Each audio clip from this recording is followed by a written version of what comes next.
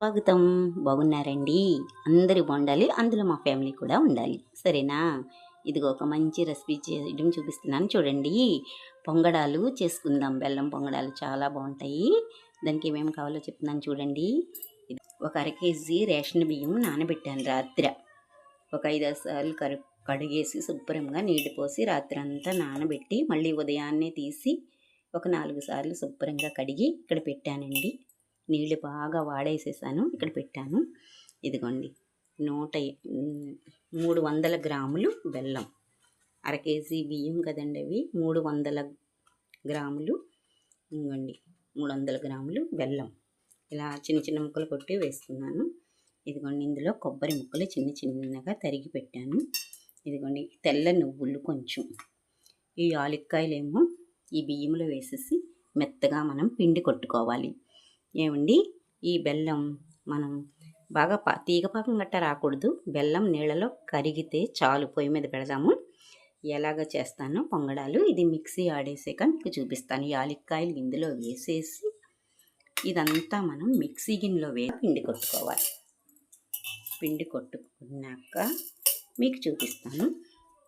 ఆ బెల్లం ఇదిగో పొయ్యి మీద పెడతానండి. గిన్నెలో వేసి కరగడమే చాలు. మనకి పాకం రావక్కర్లేదు, కరగాలంతే. కరిగాక ఈ పిండిలో ఎలా కలుపుతానో చూద్దాం. బెల్లం గిన్నెలో వేసి నేను బెల్లం ముక్కలు ఇవ్వండి ఒక చిన్న గ్లాసు నీళ్ళు పోసాను. బెల్లం మనకి నీళ్ళల్లో కరిగితే చాలు. బాగా పొయ్యి మీద పెట్టాను. ఈ బెల్లం అంతా కరిగిపోయి మంచిగా మనకి నీళ్ళల్లో. ఇప్పుడు ఏం చేశానంటే ఇవ్వండి మీకు చూపించాను కదా ఇందాక మిక్సీలో వేసిన తడి బియ్యం యాలక్కాయలు ఇలా మెత్తగా కొట్టాను. మెత్తగా పిండి కొట్టేసుకోవాలి. ఇప్పుడు ఆ బెల్లం మిశ్రమం బాగా మనం ఇందులో కలుపుకుందాం. ఈ నువ్వులు నుండి కొద్దిగా సాల్ట్ వేసేసుకుని ఈ పిండిలో ఈ నువ్వులు ఈ కొబ్బరి ముక్కలు వేసుకుని మనం ఈ పాకం వేసేసుకుని మనం కలుపుకుందాం. ఈ పిండిలో ఈ పాకం వేసేసుకుందాం. చూడండి బెల్లం బాగా కరిగిపోయింది నీళ్ళల్లో. ఇంకా చూసారా? ఇప్పుడు ఇది మనం ఇందులో కలుపుకుందాం. ఏమేమి వేసుకోవాలంటే ఇదిగోండి సాల్ట్ కొంచెం వేసుకుందాం.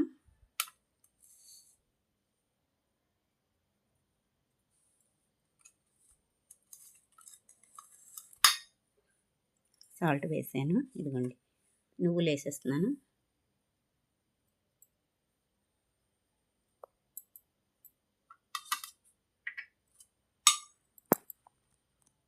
కొబ్బరి ముక్కలు వేసేస్తున్నాను.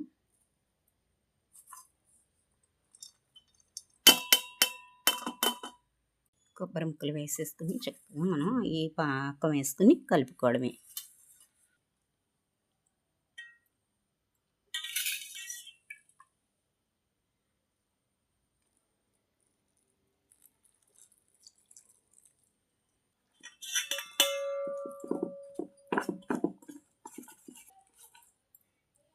ఇదే జారుతో మనం ఇలాగండి దోసల పిండిలాగా ఇలాగ మరీ పలచగా కాకుండా మరీ ముద్దగా కాకుండా ఇలా దోసల పిండిలాగా ఇలాగ వేసుకోవాలి.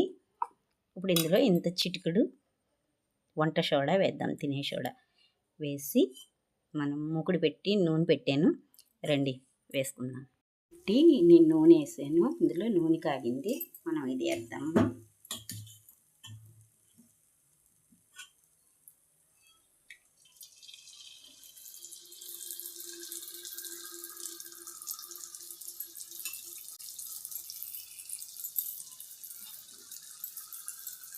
ఇలా చక్కగా పైకి లేస్తుందండి. అలా తేలాలి పైకి. ఇప్పుడు వేడి నూనె ఇలా పైన దానిపైన వేడి నూనె ఇలా వేస్తూ ఉండాలి.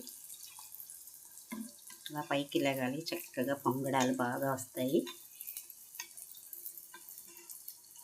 కొంచెం వేడి నూనె ఇలా పైన వేయాలి.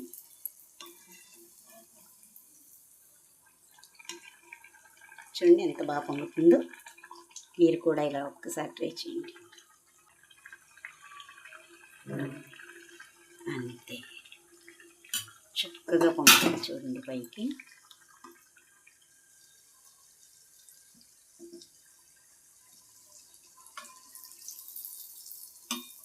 చూడండి ఎంత బాగా పొంగుతుందో.